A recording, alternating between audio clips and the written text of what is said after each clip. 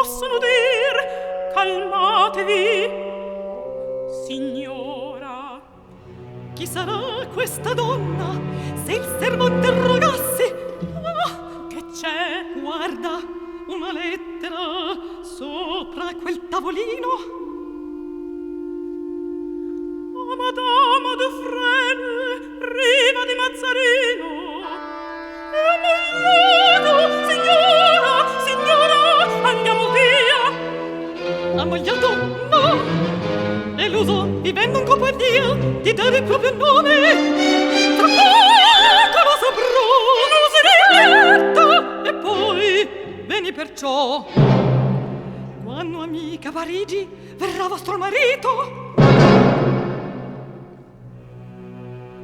Dunque, è ver, ammogliato, non aveva mentito quel povero Cascar.